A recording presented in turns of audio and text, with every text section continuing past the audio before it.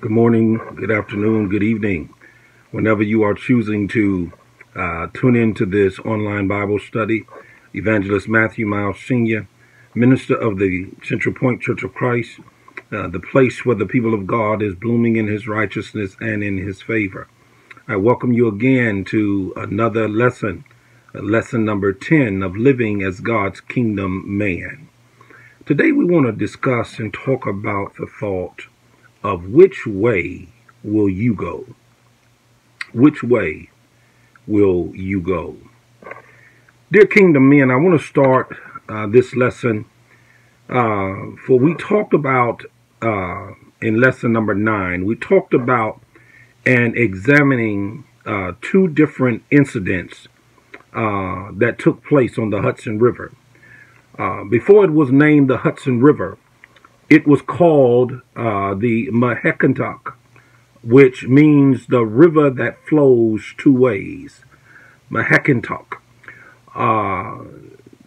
Tides from the Atlantic moves the river northward, while the origin of the river at Lake Tier of clouds moves the river southward. My dear brothers, just as the Hudson flows in two different directions, and just as it has been hailed as a place of life, in that all 155 not the flight attendants, but all 5,500 passengers, as well as the flight attendants and all on board, including the captain, survived when Captain Sully landed it on the Hudson River, landed his plane on the Hudson River. But it's also not only held as a place of life because of that life-saving, heroic act of Captain Sully, but it's also been called a place of death because of the single mother who killed herself and her children by driving off into the chilly waters of the Hudson. Life also goes two ways. It can be a way of life.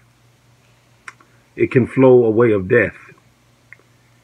What direction your family will flow largely depends, brethren, on you as a kingdom man or the leader of your family. It all depends on the calls that you make in this game of life with yourself and with your family. My dear brothers, if you have already given your life to Christ by repentance and confession that Christ is the Son of God and has been added to his church by baptism, then you already know that God is calling you to be responsible, calling you to be responsible in the role as the leader and call maker for your family. He's calling you to make those calls according to his wisdom, his guidelines, and his governance that is set forth in his word. Even if you are not a Christian, the way your family flows is still greatly dependent upon you. Men, whether you like it or not, you are a leader by default because that's the way God set it up from the beginning. You may be a horrible leader, and I'm just keeping it 100 with no caps. You may be a horrible leader by your practice and choices if you leave your family vulnerable to not only the circumstances of life, but their own unadvised choices, which may bring all kinds of chaos to them. But you're still the leader. It depends on what you choose and how you choose to lead. Listen, I always teach the church that I pastor and lead that God and Christ are the supreme examples for our life. Not our fathers, not our mothers. Christ is. And we must teach that to our children, brethren, by our own example. God gave us Adam to be our example of the leader of the family for all of humanity, whether you're a Christian or whether you're not. Adam was the example of what a man should look like. God created Adam before Eve because he was supposed to be the leader and responsible in ruling his family. Adam was given his duty for the garden, his home, before Eve was ever created. Remember the story in Genesis chapter 3 and verse 9. The Lord God called unto Adam and said, "Where are you?" In verse 10, Adam answered God, told him he was afraid and that he knew he was naked. And then in verse 11 of Genesis 3, God asked him, "Who told you you were naked? Did you disobey me?" God asked him. "Did you eat of the tree?" In verse 12, Adam began to do what a lot of men do. Start blaming somebody else. He blamed his wife. In verse 13, God asked Eve, "What have you done?" She blamed the serpent. It's just a blame game when you're not responsible and when you do not take responsibility for your actions. She told the Lord, "He tricked me." And in verses 14 and 15, God cursed the serpent. And in verse 16, then God turns to the woman. He curses the woman that she should bear children in great pain and will always be thirsty to rule over her husband. Say amen, brethren, when you can. But then notice in verses 17 through 19, he then turns to Adam and he punishes Adam. He says, "Because you listen to your wife, another voice." Hold on to that. Listening to another voice other than God. He says, "After I plainly told you what to do." God cursed the ground, said that thorns and thistles were going to grow out of it, and that told Adam that you would have to work hard now by the sweat of your brow in order to eat. Beloved, we can plainly and clearly see how much more God was angry with Adam because Adam was God's supreme creation. Adam was God's glorious creation. Adam was the one created in God's image and in his likeness. He was created to look like God and act like God. How do we know this? He says he was created in his image. Slum is the word, slum. And it means form. It means form, to construct, to resemble, something that's cut out of a pattern. Then he says he was created in his likeness. Demuth is the word. Refers to similar to, a pattern of external appearance. So my dear brethren, we see clearly in the scriptures that Adam, as a man, we are ultimately responsible for our domain and those who are within our domain. My dear brethren, I further remind you that how you lead will play a large part in whether your family experience life or death situations within your realm and within your family's reality. As Dr. Evans so plainly states, he says, you can lead those in your realm to a place of safety or a place or a life of chaos. End quote. It's up to you, brethren. Which way will you go? Because most likely the way you go will be the way your family goes. Please understand, to rule well, brothers, is not a one-day call. It is not a one-time decision and then you're done. You don't just make a decision and then go away and forget about it. Your decisions will have lasting effects on your family. Dr. Evans states, and I totally agree, and I quote, ruling well is a lifelong skill forged through faithfulness and dedication, end quote. That's what it is. Ruling well means you don't just give up. You don't stop. It's a life commitment. You see, this is an event the actions of Captain Sully. We see this in that event. You see, he did not land the plane in the Hudson River simply because he thought it would be a good thing and a great, awesome thing to do. That's not why he did it. He didn't do it for show. You see, brother, in order for Sully to be the hero of that day, in order for him to be the hero of that day, he had to show up day in and day out, year in and year out, decade in and decade out. He had to be intentional. He was intentionally and consistently applying himself to the rule in order to rule his realm and to rule it well. He couldn't do that. What he did, most pilots would regret, would be terrified to even try or attempt to do that. Brethren, men of God, gentlemen, that must be the same determination and resolve we must have in our own lives to be successful rulers and governors of our realm. We got to show up every day. We got to make the call every day. We have to answer the call every day. We have to prepare for the call every day. You all have heard me say before that I have had to say some things to my grown and gone married children. I've told them many times, I'm no longer your governing parent, but I will always be your advisory parent. Now, why is that, Miles? Why is that? Why are you so concerned in your children's life? They're grown and they're gone and even married, and you're still saying you're their advisor. The reason why is because as long as I live, I will never step outside the realm of a parent. Come on, brother. And I know you see that.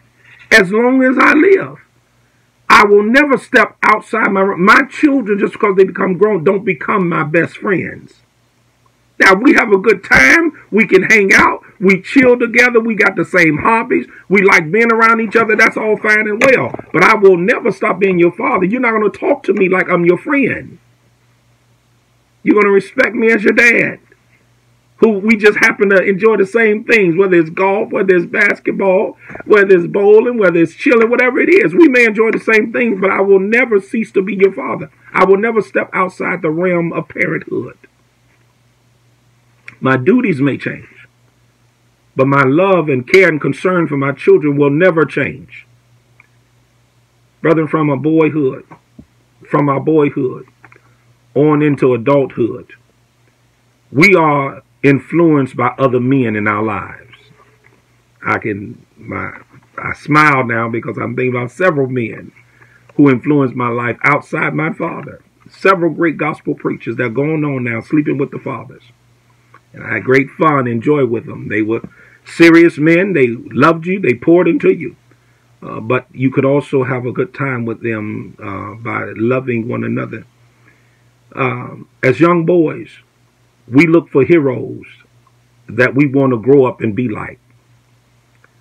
Even when we come into a mature state and realize that Batman and Superman are just fictional characters, we are yet wise enough to recognize that there are certain characteristics of these heroes that are real valuable in real life. By the way, my favorite was Batman. I ain't going to tell y'all what I used to do when I was a little boy to dress up like Batman. You know, we didn't have a lot of money. I might as well go on and tell it. So I dressed up in long johns, shirts and long john pants, and put some black underwear on top of the long johns, and had a blue raincoat, and I was going through the house of Batman. But as men, we fully grow up.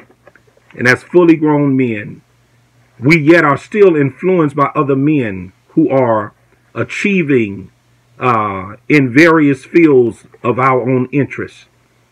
Therefore, I joined Dr. Evans, and I agree that Captain Sully's commitment to meet the expectations of those he served in the aviation industry ought to inspire each of us today, even in a greater level, of dedication and fulfilling that which the King of the universe has called us to do. In other words, the tenacity, the commitment that we saw in Sully, it should encourage us to be committed in our own call.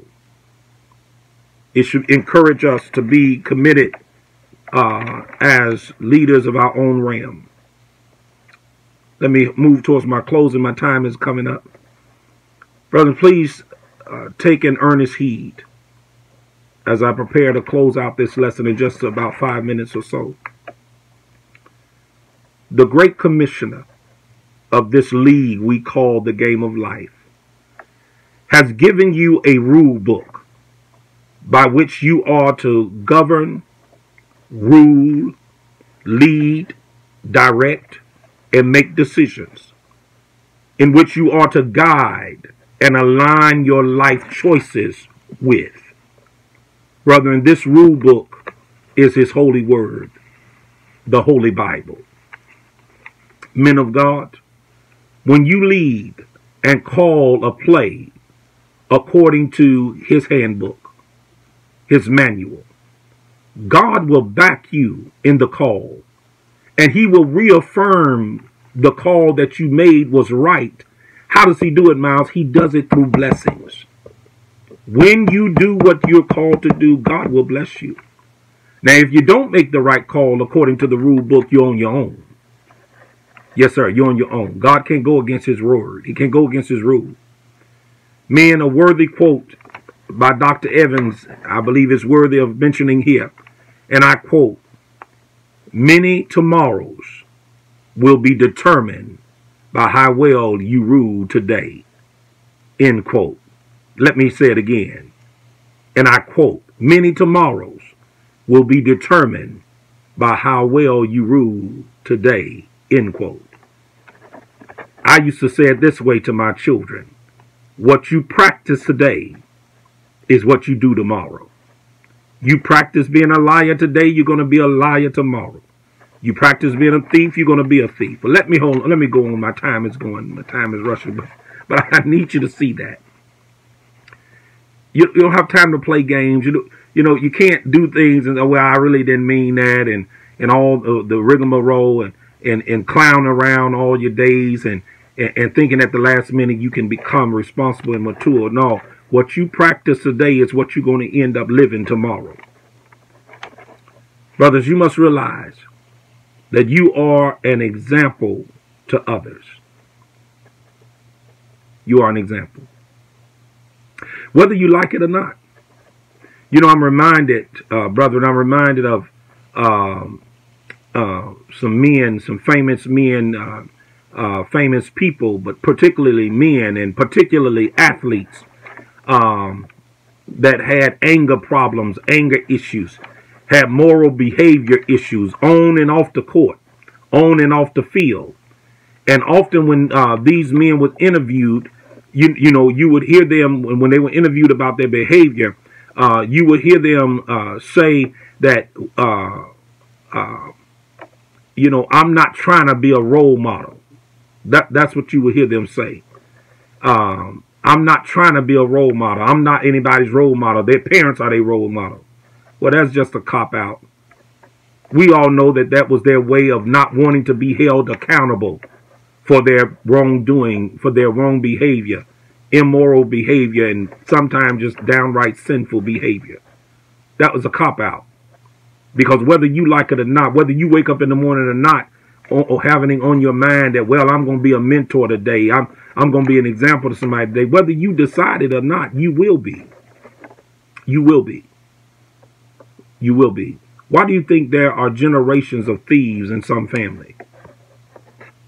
That's what they grew up watching. That's what they grew up learning. Why do you think there's a generation curse of liars on some family? I mean, families in the community and neighborhood, they known for liars. People will tell you, man, oh, yeah, that's so-and-so family. They ain't nothing but a bunch of liars. Generations of drug addicts. Generations of young ladies having young babies at young ages. Grandmothers that are 40 years old, 45 years old. Grandmothers.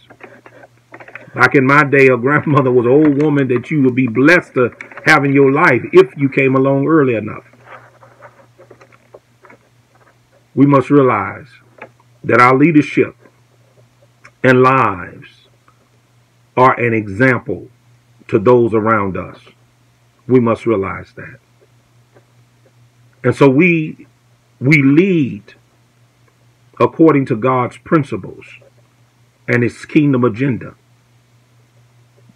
When we do that, brothers, when we lead according to God's will, according to God's principles and His agenda, don't you realize that you free others around you to be what God is calling them to be as well?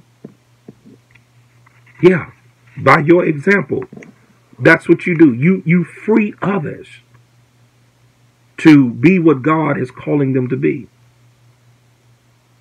what God created them to be.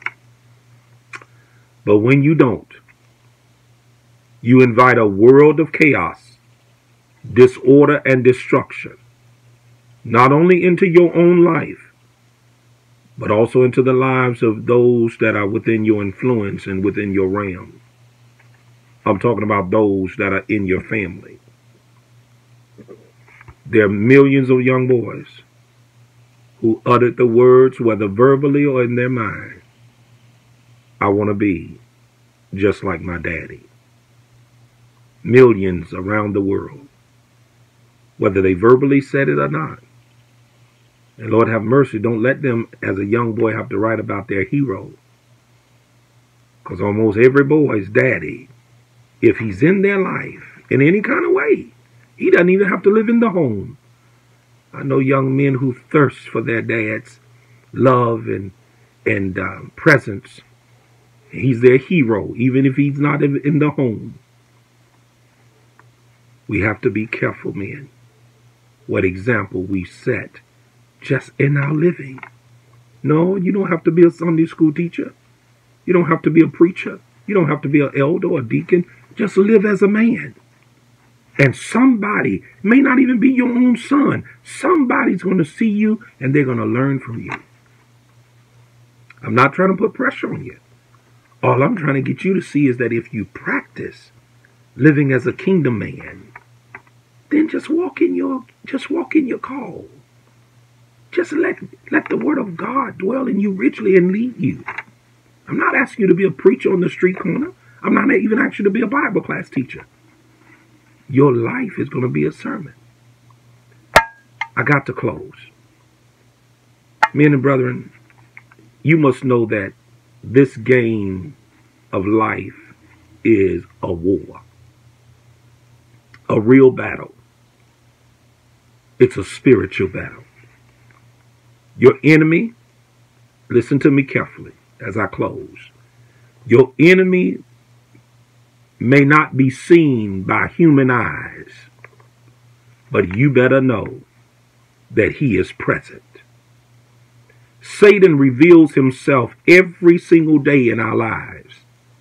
Sometimes he shows up in our home before we even get out of the bed. Sometimes he shows up in our home before we even leave out of the door. Sometimes he shows up in our career when we get to the place of work. And all you have to do is turn on the news and you'll see Satan everywhere. This morning when I was talking to my wife, on her way to work, hadn't even got a quarter of a mile away from her home, where she lives there. And there were tons of police cars flying in every direction. Satan is always present. And I'm going to tell you, I've told you before, that's why Paul used the term, the wiles of Satan. Those are schemes. He plans those. But I leave you with a few questions from Dr. Evans' book that will reveal to you if you are making the right calls in life. Number one, when your feet hit the floor in the morning, does Satan say, oh my goodness, he's up again? Is that what Satan says? When you dress and leave your house, does heaven, earth, and hell take notice that you're on the move? When you protect and provide provide and respect the woman that's under your rule, can she resist you? Think about it. Do your children respect you and look to you with confidence? Does other men look to you as someone to emulate? Do they? Do they? Does your church call on you for strength and leadership? Have your minister ever called you? Have your elders ever called on you because they see something in you and have said, I believe you can be a blessing to this church? And more importantly, did you answer the call? Did you let them down? Because they can see something, but yet you refuse to do it. Number 7, are you a preserver of culture and a champion of society? One who keeps out evil and usher in good? Are you a good humanitarian? Are you a good preserver of the community where you live? Are you? Or do you think about nobody but yourself? Number 8, are you a man who is fulfilling your destiny and able to satisfy the woman in your life? That means being on the same page. Marriage, it cannot all be about you. It cannot. Absolutely, positively cannot be. And it cannot be all about her. But the question really is asking, is your wife on board? Are you all one? Are you moving in the same direction? So that's the question. Are you moving in the same direction? Yeah, you moving towards your destiny, but is your wife a part of that destiny? Is your family a part of that destiny? Does it benefit the family? That's the question. Then finally, number 9, and I'll bid you farewell till next time. When God searches for a man to advance his kingdom, will he call your name? When God searches for a man to advance his kingdom, is he able to call your name because of what he sees in you? And even more importantly, will you be ready to answer the call? I believe it was Abraham Lincoln who said, don't ask what your country could do for you. Instead, you should ask yourself, what can you do for your country? You ask God all the time to do for you. I know you do, if you're a praying man. The question is, what are you ready and prepared to do for God? That's the question. And the only way you can truly be prepared is if you're living as a kingdom man. I commend you to God and the word of his grace, which is able to build you up and give you an inheritance among the sanctified. May God bless you. May he keep you is my prayer. Until next time, take care of yourself.